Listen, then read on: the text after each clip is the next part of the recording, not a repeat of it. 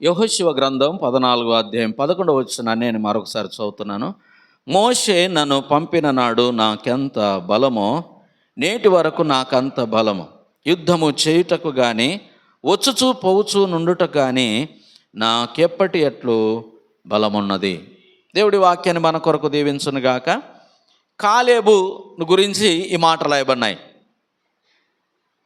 కాలేబుని గురించి మాటలు రాయబడ్డాయి.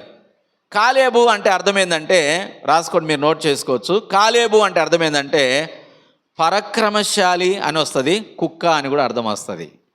కాలేబు అంటే అర్థమైంది పరాక్రమశాలి, రెండవది కుక్క. కుక్క అంటే చాలా చీప్గా మాట్లాడతాం కదా మనం, కానీ కాలేబు పేరుకు అర్థం కుక్క అని వస్తుంది, లేకపోతే పరాక్రమశాలి అనే అర్థం వస్తుంది. అసలు ఈ కాలేబు ఎవరు అంటే ఏ గోత్రానికి చెందినవాడు చూడండి. సంఖ్యాకాండం 13వ అధ్యాయంలో ఆ మాట రాయబడింది. 6వ వచనం, సంఖ్యాకాండం 13వ అధ్యాయం 6వ వచనం, పేజీ నంబర్ 121.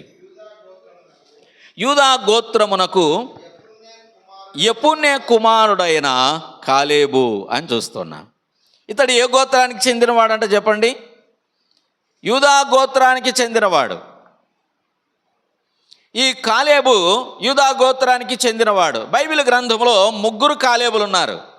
ఎంతమంది ఉన్నారు? కాలేబులు 3 ఉన్నారు. అందుకే పరిశుద్ధాత్మ దేవుడు తండ్రి పేరు ప్రస్తావించి రాయించాడు ఇక్కడ. యెఫున్నె కుమారుడైన కాలేబు అనే మాట మనం చూస్తూ ఉన్నాం. అయితే ఈ కాలేబు ఎవరో ఆయన గురించి కొన్ని సంగతులు మనం ఆలోచన చేద్దాం. ఇంతవరకు యెహోషువ గ్రంథంలో మనం చూసినప్పుడు మోషే నన్ను పంపిన నాడు నాకెంత బలమో నేటి వరకు నాకంత బలముంది. మోషే నన్ను పంపినప్పుడు అంటున్నాడు. ఎప్పుడు పంపినాడు ఆయన? చూడండి ఒకసారి అదే అధ్యాయంలోనే ఎప్పుడు పంపాడు మోషే? 7వ వచనం, దేశమును వేగు చూచుటకును యెహోవా సేవకుడైన మోషే కాదేశు బర్నేలో నుండి నన్ను పంపినప్పుడు నేను 40 ఏండ్ల వాడను. ఎప్పుడు పంపినాడు? మోసే పంపినప్పుడు ఆయన వయసు ఎంత అంట? కాలేబు వయసు 40 ఏళ్ళు. కానీ ఇప్పుడు ఎంత బలం ఉంది? వయసు ఎంత ఉంది ఇప్పుడు తర్వాత 10వ వచనం చదవండి.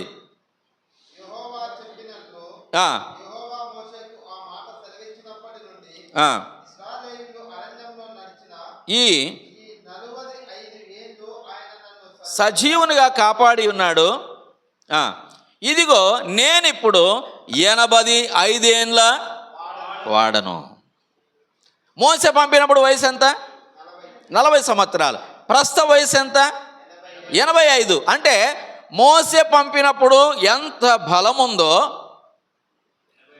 85 ఏళ్ళకు కూడా బలము తగ్గిపోలేదు. అంటే మోసే పంపినప్పుడు 40 years, ప్రస్తుత వయసు 85. అంటే ఎన్ని సంవత్సరాల వరకు బలము తగ్గిపోలేదు? 45 సంవత్సరాలు, 45 years బలము తగ్గకుండా ఎంతో శక్తిమంతునిగా ఉన్నాడు. కారణాలు ఏదో మనం ఈ మధ్యాహ్న కాల సమయంలో ఆలోచన చేద్దాం. కాలేబు జీవిత రహస్యం ఏంది? కాలేబు ఇంత బలవంతునిగా ఉండడానికి, ఇంత శక్తిమంతునిగా ఉండడానికి గల కారణాలు ఏందో బైబిల్ గ్రంథంలో నుండి కొన్ని సంగతులు ఈ మధ్యాహ్న కాల సమయంలో మనం ఆలోచన చేద్దాం ప్రియులారా. చాలాసార్లు మనం కొన్ని సంవత్సరాలు అయిపోతేనే వయసు గతించే కొద్దీ మనకు బలము తగ్గిపోతుంది. అయితే మోసే, ఈ కాలేబు ప్రారంభంలో ఎంత బలముందో ముగింపులో కూడా అంతే బలముంది.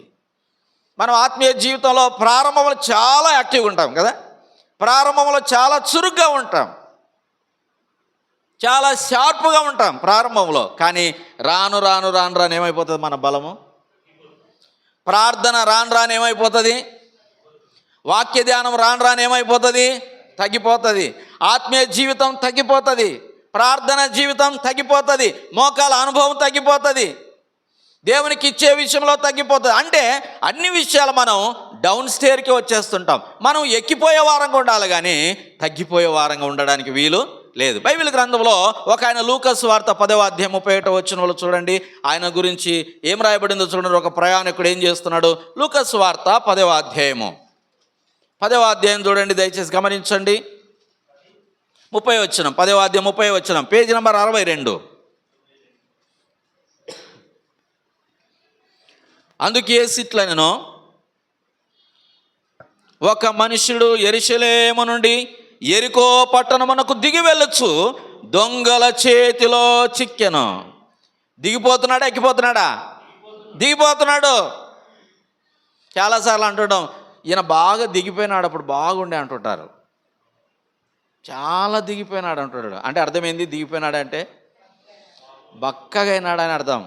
చాలా దిగిపోయినాడు ఈయన అంటుంటారు. మనం ఆత్మీయ జీవితంలో దిగిపోతున్నామా ఎక్కిపోతున్నామా? ప్రతిదినం మనం ఆత్మీయంగా ఎదగే వారంగా ఉండాలి. కానీ కాలేబు ఎలాగున్నాడో అంతే బలం ఉంది. అన్నిటినీ బ్యాలెన్స్ చేసుకుంటున్నాడు, తన జీవిత విధానాన్ని బ్యాలెన్స్ చేసుకుంటున్నాడు. సమానంగా ఎంత యాక్టివ్ ఉన్నాడో అప్పుడు ఎంత యాక్టివ్ ఉన్నాడో ఆ వయసులో ఉన్నంత యాక్టివ్నెస్ ఇప్పుడు కూడా కొనసాగుతున్నాడు. కాలేబు జీవితానికి ఆ రహస్యానికి గల కారణాలు ఏదో ఒక 3-4 సంగతులు మనం ఆలోచన చేద్దాం. చూడండి, యెహోషువ గ్రంథం 14వ అధ్యాయం 6వ వచనం. యెహోషువ గ్రంథం 14వ అధ్యాయం 6వ వచనాన్ని దయచేసి చదవండి. పేజీ నెంబర్ 188 పాత నిబంధనలో. యూదా వంశస్థులు గిల్గాలులో యెహోషువ యొద్దకు రాగా కుమారుడైన కాలేబు ఇలాగు మనవి చేసెను.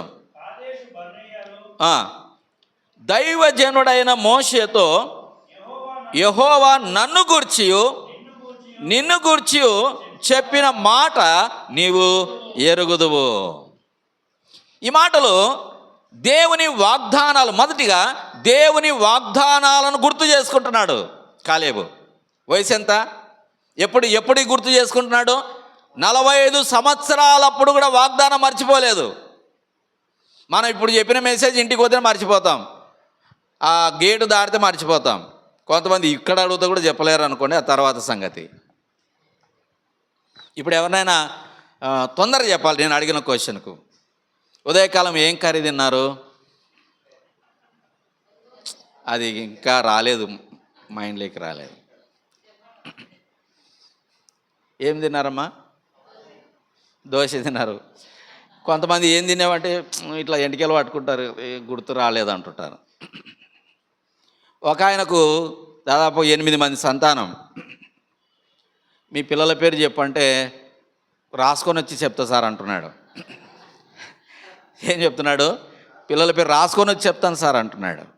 మా ఊర్లో స్థానిక సేవకుడు ఉన్నాడు, ఆయనకు 12 మంది సంతానం. అప్పట్లో 12 మందే డజన్. 12 మంది సంతానం, 12 మంది పేర్లు ఆయన గుర్తుంటాయా? యేసుప్రభు శిష్యులు అపోస్తుల పేరు మీకు గుర్తున్నాయా? 12 మందివి గుర్తులేవు. కానీ కాలేబుకు 45 సంవత్సరాల క్రితం ఉన్న వాక్యాలు గుర్తుకొస్తున్నాయి. దేవుడు యెహోవా నిన్ను గూర్చి నన్ను గూర్చి చెప్పిన మాట నాకు జ్ఞాపకం ఉన్నది. అంటే బలము తగ్గిపోలేదు. బలం తగ్గిపోకుండా ఉండడానికి గల మొదటి కారణం ఏంటంటే దేవుని వాక్యమును, దేవుని వాగ్దానాలను గుర్తు చేసుకుంటున్నాడు. దేవుని వాక్యములను మైండ్లో, మనసులో పెట్టుకున్నాడు. చాలామంది ఎన్నో సందేశాలు ఇక్కడ నుండి మనం చెప్తూ ఉంటాం. ఎంతోమంది దేవుని సేవకులు వచ్చి ఇక్కడ వాక్యాన్ని ప్రకటిస్తూ ఉంటారు, కానీ అన్నీ మర్చిపోతాం. స్త్రీలకు బాగా జ్ఞాపక శక్తి ఉంటుంది, పురుషుడు వెంటనే మర్చిపోతాడు. ఒక ఆయన అన్నాడు, పురుషుడు రైలు డబ్బా లాంటి వాడు అన్నాడు. అంటే ఓన్లీ ఆ రైలు బాక్స్లో ఉన్న పరిధి మాత్రమే ఆలోచన చేస్తాడంట. పురుషుని మనస్తత్వం వెంటనే మర్చిపోతాడు. ఇక్కడ తన భార్య చెప్పింటుంది, నువ్వు మార్కెట్కి వెళ్ళి పలాని కూరగాయలు తీసుకురా, అంగడికి వెళ్ళి అని చెప్పింటుంది. ఆయన బాగా వింటాడు, అర్ధగంట సేపు వింటాడు, బాగా చెప్పిందే వింటాడు. మార్కెట్లోకి పోయినాక మర్చిపోతాడు. వెంటనే ఫోన్ తీసుకుంటాడు, ఏమో చెప్తీవి అంటాడు. అంతసేపు ఇంకా ఏమి చెప్తావు కదా? అర్ధగంట సేపు చెప్పింది కూరగాయల గురించి, ఏమేమి తీసుకురావాలని ఐటమ్స్. మార్కెట్లోకి వెళ్ళి మళ్ళీ ఫోన్ చేస్తాడనమాట. ఏదో చెప్తీవి అంటాడు, మళ్ళీ ఆమె గుర్తు చేసుకోవాలి, అన్నీ రాసుకోవాల. ఇది పురుషుల మనస్తత్వం. స్త్రీలు ఎలాంటి వారంటే, ఒక ఆయన అన్నాడు నూడిల్స్ లాంటి వారంట. నూడిల్స్ ఎట్టుంటాయి, ఒకదానికొకటి టచ్ అయి ఉంటాయి. ఎక్కడ తాకినా పవర్ అన్నిటికి వచ్చేస్తుంది అనమాట, మొత్తం పవర్ వచ్చేస్తుంది. స్త్రీలకు పవర్ ఎక్కువ. వాళ్ళు అన్నీ గుర్తుపెట్టుకుంటారు. అన్నీ గుర్తుపెట్టుకుంటారు. దేవునికి స్తోత్రం. వాక్యం గుర్తుందా? దేవుని మాటలు గుర్తున్నాయా? లేఖనాలు గుర్తున్నాయా? దేవుని సంగతులు గుర్తున్నాయా? కాలేబుకు ఎప్పుడో 45 years చెప్పినటువంటి సంగతులు ఇంకా గుర్తున్నాయి. 45 సంవత్సరాల క్రితం ప్రభు అతనితో మాట్లాడిన సంగతులు గుర్తున్నాయి. దేవుడు నువ్వు రక్షించబడినప్పుడు లేఖనాల ద్వారా నీతో మాట్లాడినప్పుడు ఆ మాటలు నీకు గుర్తున్నాయా? ప్రభు పని కొరకై, ప్రభు సేవ కొరకై దేవుడు నిన్ను పిలిచిన మాటలు గుర్తున్నాయా నీకు? నువ్వు తప్పిపోతున్నప్పుడు, దారి తొలగిపోతున్నప్పుడు దేవుడు నిన్ను హెచ్చరించిన మాటలు నీకు గుర్తున్నాయా? మనం అన్నీ మర్చిపోతాం. కాలేబులో ఇంత బలం రావడానికి గల మొదటి కారణం ఏంటంటే అతడు వాగ్దానాలను ఏం చేసినాడు? గుర్తుపెట్టుకున్నాడు. వాగ్దానాలను గుర్తుపెట్టుకున్నాడు. వాగ్దానములానిచి నెరవేర్చువాడవు నీవే, వాగ్దానములానిచి నెరవేర్చువాడవు నీవే, నమ్మకమైన దేవా మమ్ము కాపాడువాడవు నీవే, ప్రభువా నిన్నోనే కొనియాడేదా, హల్లెలూయా పాడేదా, ప్రభు నిన్ను కొనియాడేదా. అంత బలం ఉండడానికి గల కారణం ఏంటంటే ఒకటి, వాగ్దానములను జ్ఞాపకం పెట్టుకున్నాడు. రెండవ సంగతి 7వ వచనమే. త్వరగా ముందుకు వెళ్దాం. 7వ వచనం చదవండి. యెహోషువ గ్రంథం 14వ అధ్యాయం 7వ వచనం. దేశమును వేగు చూచుటకు యెహోవా సేవకుడైన మోషే నన్ను పంపినప్పుడు నేను 40 ఏండ్ల వాడను, ఎవరికి భయపడక నేను చూచినది చూచినట్టే అతనికి వర్తమానము తెచ్చి తిని. అతడు ఎటువంటాడంటే ధైర్యశాలి. ఒకటి, దేవుని వాగ్దానాలను గుర్తుపెట్టుకున్నాడు, లేఖనాలను గుర్తుపెట్టుకున్నాడు, దేవుడు మాట్లాడిన సంగతులను గుర్తు చేసుకున్నాడు. రెండవది ఏంటంటే ఎవరంట ఆయన? ధైర్యశాలి. ఏమంటున్నాడు? ఎవరికి భయపడక. భయపడినాడా? ఎవరికి భయపడక. కొంతమంది చెట్టు ఆకులు కదిలితే భయపడతారు, కాగితానికి భయపడతారు, నీడను చూసి భయపడతారు. ఒక ఆయన రాత్రిపూట వస్తున్నాడు, నీడ కూడా ఏమొస్తుంది? బాగా వెన్నెలు ఉంటుంది కదా. ఆయన నడుస్తున్నాడు, ఆయన వెనకేమో ఏం నడుస్తుంది? ఓరో దయ్యం వచ్చేది పరిగెత్తనే ఉన్నాడు. అది కూడా ఆయన ఎంత స్పీడులో 40 kilometers స్పీడ్లో వేగంగా పరిగెత్తినా ఆయన నీడ కూడా అంతే పరిగెడుతుంది. ఆగిపోతే ఆగిపోతుంది, పరిగెడితే కూర్చుంటే కూర్చుంటుంది. కొంతమంది నీడకు భయపడతారు, తన నీడకే భయపడతారు. కానీ కాలేబు ధైర్యశాలి. అక్కడ మనుషులు చాలా బలాఢ్యులు, అక్కడ ఉన్నటువంటి వారు ఉన్నత దేహులు, వారిని చూసి భయపడలేదు. దేవుని వాగ్దాన ప్రకారం కనాను దేశానికి వెళ్ళాలి గనక, పాలు తేనెలు ప్రవహించే దేశానికి వెళ్ళాలి గనక అది ఏమైనా సరే నేను భయపడేది లేనే లేదు. మనం భయపడాల్సిన పని లేదు. బైబిల్ గ్రంథంలో ఒక మాట చూడండి, దయచేసి గమనించండి. బైబిల్ గ్రంథంలో ఒక మాట, తిమోతికి రాసిన మొదటి పత్రిక అనుకుంటాను, తిమోతికి రాసిన పత్రిక, తిమోతికి రాసిన 2వ పత్రిక తీయండి. మొదటి అధ్యాయం 7వ వచనం. దేవుడు మనకు శక్తియు ప్రేమయు ఇంద్రియ నిగ్రహమును గల ఆత్మనే ఇచ్చాను కానీ పిరికితనము గల ఆత్మనియలేదు. ఏం ఆత్మ ఇయ్యలేదంట? పిరికితనము. చాలామంది పిరికివారుగా ఉంటారు. బైబిల్ గ్రంథంలో అగ్నిగుండానికి వెళ్ళే వాళ్ళ లిస్టులో ఒక ఆయన ఉన్నాడు. ప్రకటన గ్రంథం 21:7లో ఏం రాయబడింది? పిరికివారును. మొట్టమొదటి లిస్ట్ ఎవరున్నారు? పిరికివారు. అప్పుల సమస్యలను బట్టి పిరికితనం భయపడాల్సిన పని లేదు. ఆర్థికపరమైన ఇబ్బందులను బట్టి భయపడాల్సిన పని లేదు. అనారోగ్య పరిస్థితులను బట్టి భయపడాల్సిన పని లేదు. కష్టాలను బట్టి భయపడాల్సిన పని లేదు. ఇబ్బందులను బట్టి భయపడాల్సిన పని లేదు. కానీ వాటి నుండి ఎలాగో బయటపడాలో నేర్చుకోవాలి.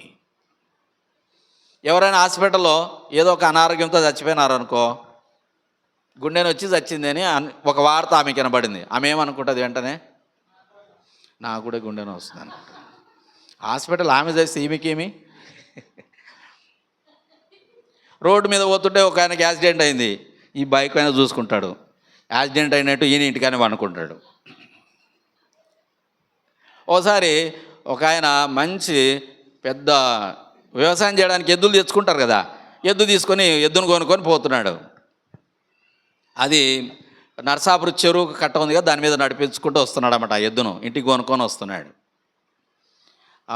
ఆ ఎద్దు ఈ పొలాలన్నీ చూసిందనమాట. వరి పొలం ఉంది కదా, ఇవన్నీ చూసింది. అమ్మా, ఇన్ని ఎకరాలు నేను ఒక్కదానే దున్నాలని అక్కడే గుండె వగిలి అక్కడే చచ్చిందంట. ఒక్క ఎద్దు అన్ని దున్నుతుందా? జస్ట్ ఆ చెరువు మీద చూసింది, చెరువు కట్ట మీద నడుచుకుంటూ ఆ పొలాలన్నీ చూసింది ఎద్దు. ఇంత పొలం నేను ఒక్కదాన్ని ఏడ దున్నుతా అనుకొని అక్కడే పడి చచ్చిందంట. కొంతమంది ఊరికనే భయపడతారు. ఒక చిన్న పాప ఒక చెరువు కట్ట కాడ కూర్చొని ఏడ్చుకుంటూ కూర్చుందంట. అప్పుడు 7th క్లాసే అమ్మాయికి. ఎన్నో క్లాస్ అవుతుంది? 7th క్లాసే. ఏడ్చుకుంటూ కూర్చుందంట. ఒక ముసలాయన వచ్చి, ఏం పాప ఏడుస్తున్నావు అంటే, లేదు అంకుల్ నాకు చాలా బాధ అనిపిస్తుంది అంటే, ఏమక్క ఏం పాప నీ బాధ చెప్పంటే, లేదు ఇప్పుడు నేను 7వ తరగతి చదువుతున్నా, వచ్చే సంవత్సరం 8 చదువుతా, మళ్ళా సంవత్సరం 9 అయిపోయినాక 10 చదువుతా, 10 అయిన తర్వాత ఇంటర్ కూడా వెళ్తా, ఇంటర్ అయిన తర్వాత డిగ్రీ కూడా వెళ్తా, డిగ్రీ అయినాక నాకు పెళ్లి చేస్తారు కదా, ఒకవేళ నా కూతురు పుడితే చెరువు కాడికి వచ్చి చెరువులో పడి చచ్చిపోతుందని ఏడుచుందంట. ఎంత దూరం ఆలోచన చేసింది కదా. నీకు పెళ్ళే కాలేదు, ఎందుకు అంత ఆలోచన? కొంతమంది పెళ్ళైనకి ఇట్లా పోవాలని ఆలోచన చేసుకుంటారు, పగటికెళ్ళాలి అంటుంటారు. పెళ్ళైనకి ఇట్లా పోవాలి, నేను ఇట్లా చేయాలి అట్లా చేయాలని. డోంట్ వరీ, ఎవరికి భయపడక, సమస్యలకు భయపడలేదు, వస్తున్న ఆటంకాలకు భయపడలేదు, మనుషులను చూసి భయపడలేదు. దావీదు ఎదుట గొలియాతు 6 మూరల జానుడు ఉన్నాడు. చూస్తుంటే ఎంతున్నాడు హైటు? దావీదు ఎదుట గొలియాతు ఎంత ఉన్నాడు? 6 మూరల జానుడు ఉన్నాడు. అందరు భయపడుతున్నారు. సౌలు రాజు భయపడినాడు, ఇశ్రాయేలు ప్రజలు సైన్యమంతా భయపడిపోతుంది. కానీ దావీదు మాత్రం భయపడలేదు. ఒక చిన్న రాయితో గొలియాతును చంపేశాడు. సాతాను చూసి మనం భయపడాల్సిన పని లేదు, శ్రమలను చూసి భయపడాల్సిన పని లేదు, ఇబ్బందులను బట్టి భయపడాల్సిన పని లేదు. దాని నుండి ఎలాగూ బయటపడాలను ఆలోచించాలి. నీ భయమే నిన్ను కృంగదీస్తుంది. కరోనాలో చాలామంది చనిపోయినారు. కరోనా వచ్చిగా చనిపోయింది. కరోనాకు భయపడి సచ్చిన వాళ్ళు ఎక్కువ. మనం ఒక ఆయనకు ఫోన్ చేస్తే, బ్రదర్ బాగున్నారంటే బాగున్నాను అని చెప్తే ఆయన అన్నాడు, ఒక సావుకు పోయిస్తున్నామన్నా. ఆమె కూడా సావుకు పోయొచ్చింది. దినాలంట. ఆ రోజు ఏం జరిగినాయి? దినాలంట. ఈయన కూడా దినానికి ఆమె పోయింది. ఆమె భార్య తీసుకుపోతారు కదా, ఆమెను భర్త చనిపోయి భార్యను కూడా తీసుకుపోతారు కదా చెరువు కాడికి. చెరువు కాడికి పోయి ఆమె భర్తను గుర్తు చేసుకొని ఆమె అక్కడే చచ్చిపోయింది. ఆమె ఆరోగ్యం హెల్తీగానే ఉంది, ఎక్కువ డీప్గా ఆలోచన చేసింది. ఎవరికి భయపడక. బైబిల్ గ్రంథంలో ఒక మాట చూడండి, యోహాను సువార్త బైబిల్ గ్రంథంలో నుండి యోహాను సువార్త 16వ అధ్యాయం చివరి వచనం. 16వ అధ్యాయం చివరి వచనం. నా యందు మీకు సమాధానము కలుగునట్లు ఈ మాటలు మీతో చెప్పుచున్నాను. లోకములో మీకు శ్రమ కలుగును, అయినను ధైర్యము తెచ్చుకొనుడి. ఇదిగో నేను లోకమును జయించి ఉన్నాను.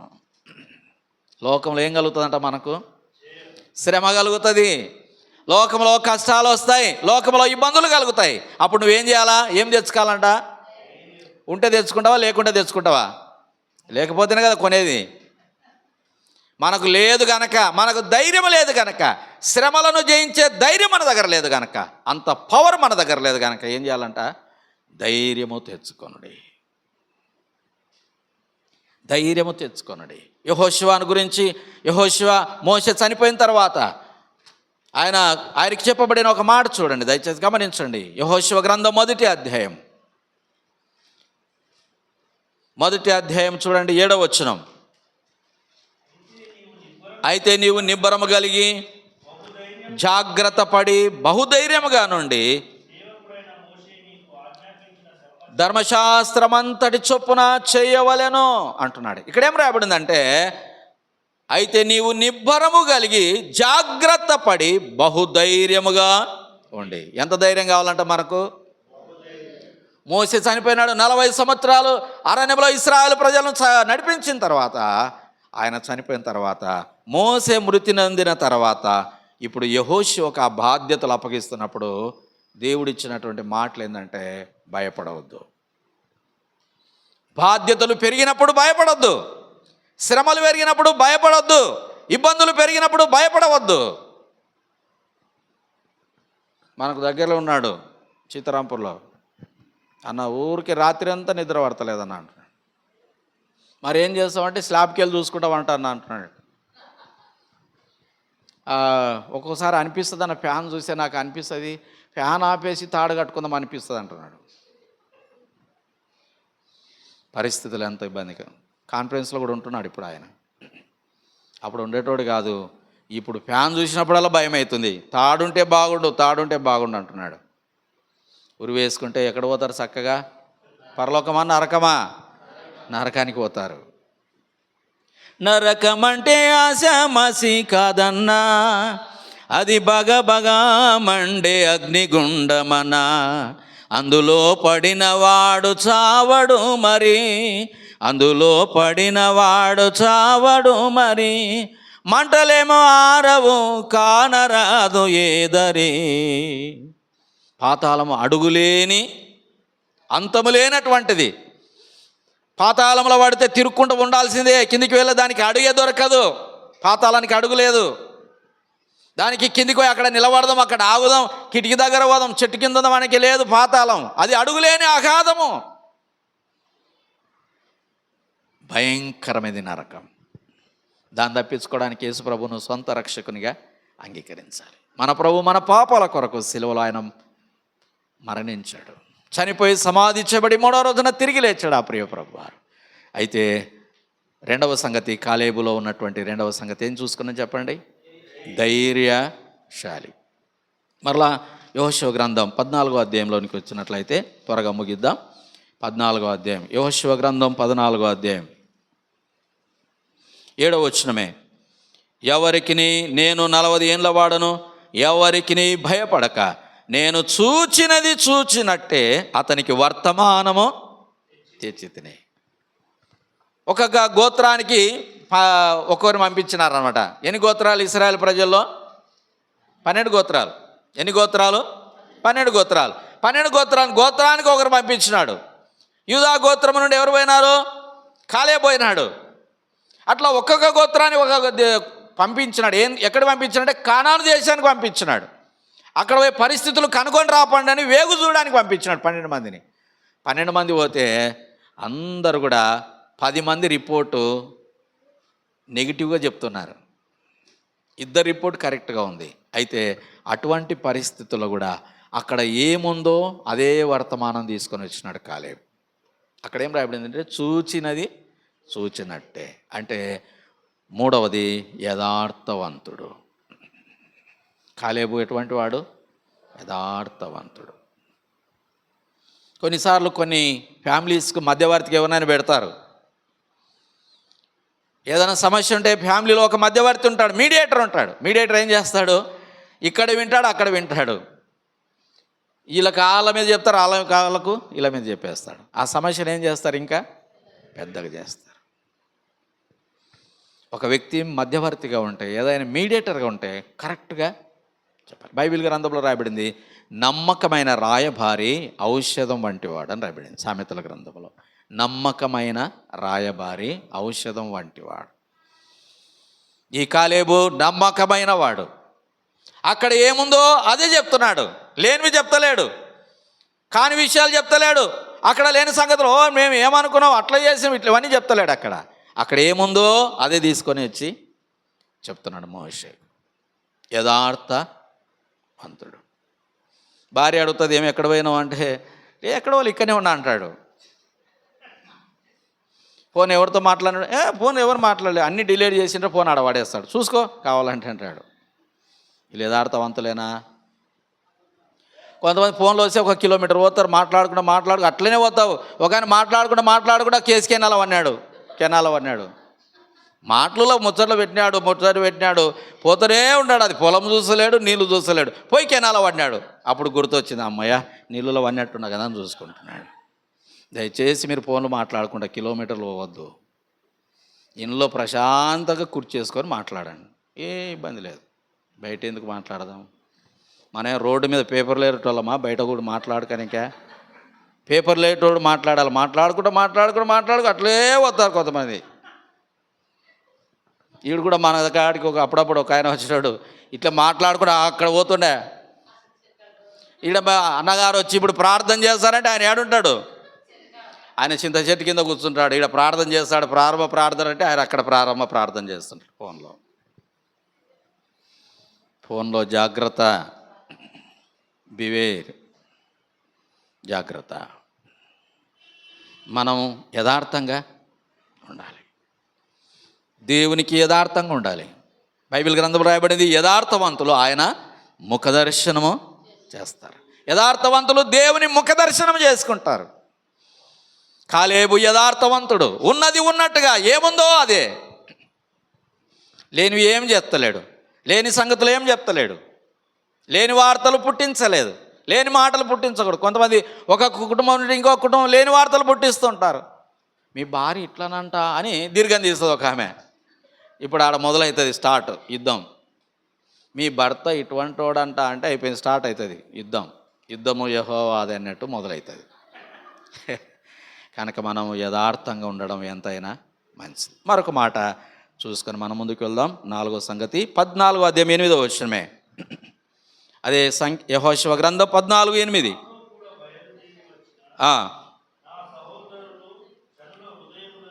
కరుగజేయగా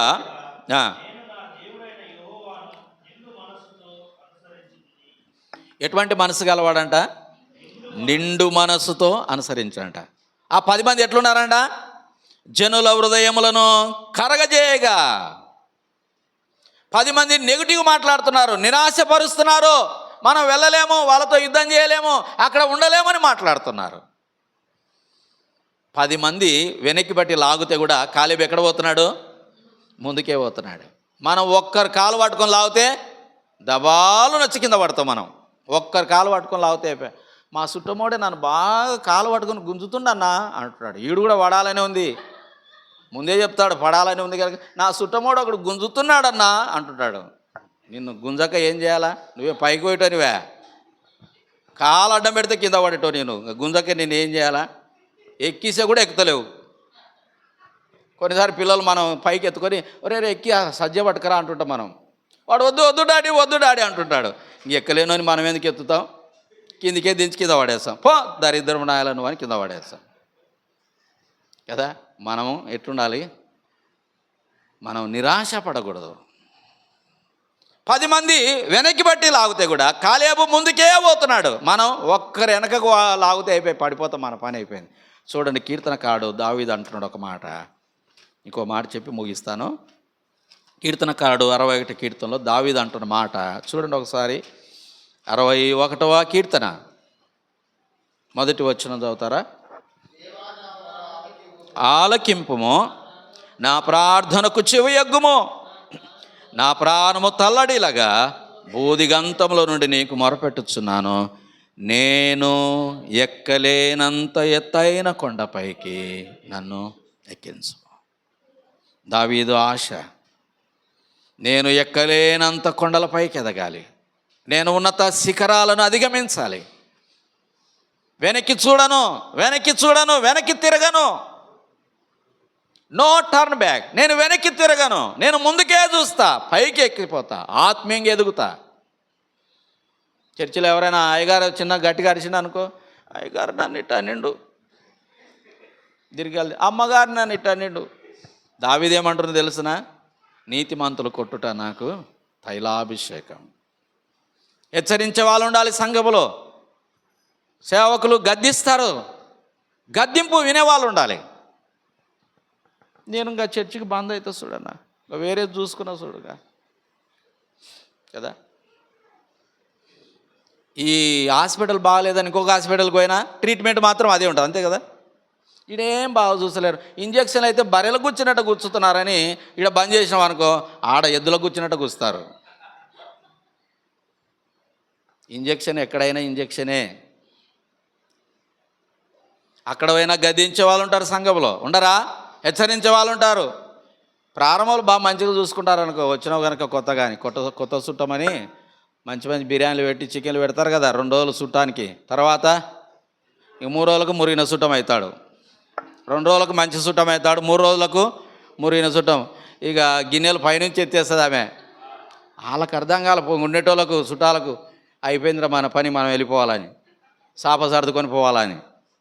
ఇక సెకండ్ డే థర్డ్ డే నుంచి మొదలు పెడతారు. ఏమి ఎప్పుడు ఇంట్లోనే కూర్చుంటావా, పోయి పని చేసుకోమంటుంటుంది. వాళ్ళ మీద కోపం ఎవరి మీద చూపిస్తుంది? భర్త మీద చెప్తుంటుంది అనమాట. ఇంకా ఎన్ని రోజులు ఇంట్లోనే కూర్చుంటావు, పోయి బయట పోయి పనులు చూసుకోవా అని మాట్లాడుతుంది అనమాట. అప్పుడు చుట్టాలకు అర్థమైపోతుంది ఇక నాకు స్టార్ట్ అయింది యుద్ధం పోవాలని. కనుక మన జీవితాల్లో మనం ఎత్తైన శిఖరాలకు, ఉన్నతమైన స్థలాలకు మనం ఏం కావాలి? ఎక్కిపోయే వారంగా ఉండాలి. కానీ కాలేబు 10 మంది వెనక్కి లాగిన యేసు వైపే ముందుకు, ప్రభు వైపే ముందుకు సాగుతున్నాడు. ఆ లేఖనాల వైపే, ఆ వాగ్దానాల గురించి ముందుకు సాగుతున్నాడు. అందుకే 4వది ఏంటంటే నిండు మనసుతో. ఎటువంటి మనసు అమ్మా? నిండు కుండ లాంటి మనసు. సగం కుండ తొలగిపోతుందా? నిండు కుండ తొలగిపోతుందమ్మా? సగం కుండనే. నిండు మనసుతో ఉండే వాళ్ళు తొలగిపోనే, సగం కుండ కింద పడేస్తుంది కొన్నిసార్లు నీళ్ళు తీసుకొని పోతే. నిండుకుండా బరువు ఉండవచ్చు కానీ అది పడేది కింద. సగం కుండ ఏం చేస్తుంది? మనల్ని కింద పడేస్తుంది. కాలేబు నిండు మనసుతో ప్రభువును అనుసరిస్తున్నాడు. చివరి మాట చెప్పి ముగిద్దాం. అదే యెహోషువ గ్రంథం 15వ అధ్యాయం 13వ వచనం. 15వ అధ్యాయం 13వ వచనం.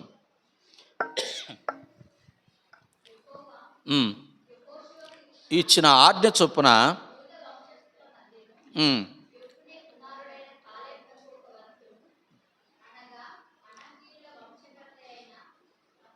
చదురా.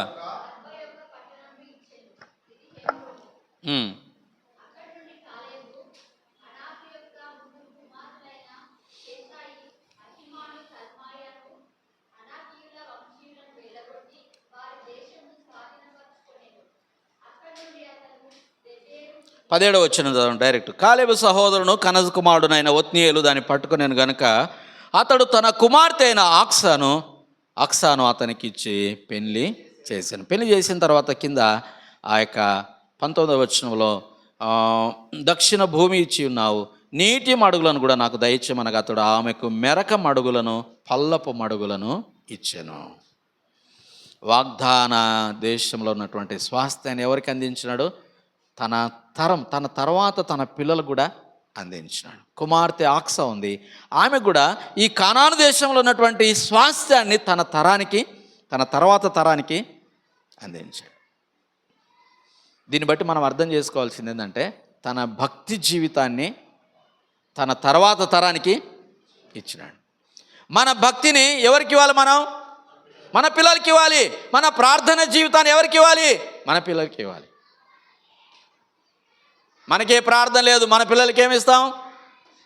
పిల్లల కొరకు ఆస్తులు సంపాదిస్తాం మంచిదే, పొలాలు సంపాదిస్తాం మంచిదే, డబ్బు సంపాదిస్తాం మంచిదే, కానీ ఏమి సంపాదించలే మన పిల్లల కొరకు?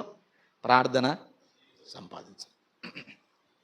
కాలేబు తన పిల్లలకు ఆస్తిని పంచిపెడుతున్నాడు, తన తర్వాత తరాన్ని లేపుతున్నాడు. మన సంఘంలో అదే చెప్తున్నాను, వాక్యం నేర్చుకోవాలి. నెక్స్ట్ జనరేషన్లో మీరున్నారు, నా తదనంతరం మీరు ఈ ప్రాంతాల్లో వాక్యం సువార్త ప్రకటించాలి, ఈ ప్రాంతాల్లో సంఘాలు స్థాపించాలి. అందుకే వాక్యం నేర్చుకోవాలి, వాక్యం యొక్క విలువలను సంపాదించుకోవాలి. కాలేబు తన తరానికి, తన తర్వాత తరానికి అందిస్తున్నాడు. మన స్థానిక సంఘములో కూడా తర్వాత జనరేషన్కు వ్యాప్తి జరగాలి, అనేక ప్రాంతాలకు విస్తరించాలి. బేతనీయ సంఘము వాక్యపు విలువలు ఈ ప్రాంతంలో అనేకుల జీవితాలు మార్చాలి, అనేకుల బ్రతుకులు మార్చాలి, అనేకులు దేవుని తట్టు నడిపించబడాలి, పాపము నుండి విడిపించబడాలి, శాపము నుండి విడిపించబడాలి. కానీ కాలేబు తన తర్వాత తరానికి తన పిల్లలకి ఏం చేస్తున్నాడు? పంచిపెడుతున్నాడు. వాగ్దాన దేశంలో ఉన్నటువంటి వాటిని పంచిపెడుతున్నాడు. అంటే ఈ కాలేబులో ఉన్న మంచి ఆలోచన, తన పిల్లల పట్ల ఉన్న మంచి ఆలోచన, తన కుటుంబం పట్ల ఉన్న మంచి ఆలోచన ఎంత గొప్పది.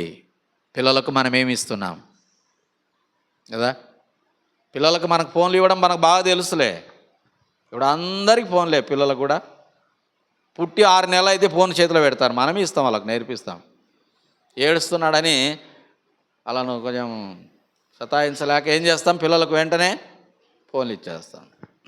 వాడు ఇప్పుడే ఫోన్ చూస్తే తర్వాత ఏం తీసుకుంటాడుగా? ఏకే పాటి చెవులు పట్టుకుంటాడు కదా. ఇప్పుడు ఫోన్లు ఇస్తే తర్వాత ఏం పట్టుకుంటాడు? బైబిల్ ఇవ్వం, మనం దేవుని వాక్యం ఇవ్వం వాళ్ళకు. బైబిల్ చేతిలో పెట్టాం, బైబిల్ అందుబాటులో వారికి ఉంచాం, ఏమేమో అందుబాటులో ఉంచుతుంటాం.